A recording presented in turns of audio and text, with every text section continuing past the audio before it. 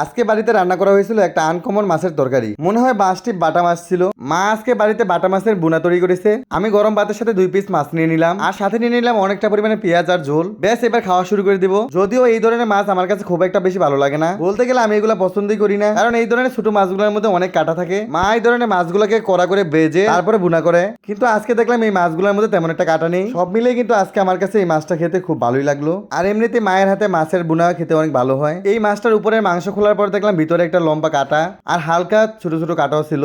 তবে সব মিলে মাছটা খেতে সত্যি অসাধারণ লাগছে।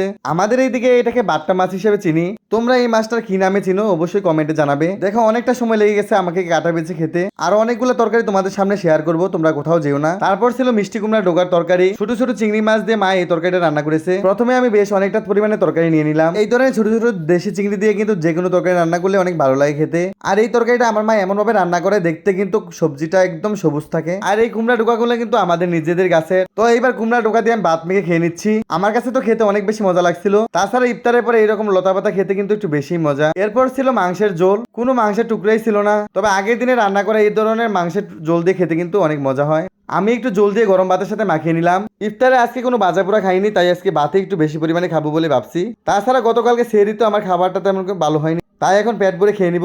এরপর ছিল একটা টক ঝোলের তরকারি। এটা হলো দেশি টমেটোর টক, যেটা আমার মা ইলিশ মাছের মাথা টাথা ভেঙে রান্না করে। আমরা এটাকে গ্রামের ভাষায় টমেটোর খাটাই বলে থাকি। এখন আমি টমেটোর টকের তরকারি অনেকটা পরিমাণে নিয়ে নিব, কারণ এই টকের তরকারি পেলে এমন কোনো মানুষ নেই যে পছন্দ করবে না।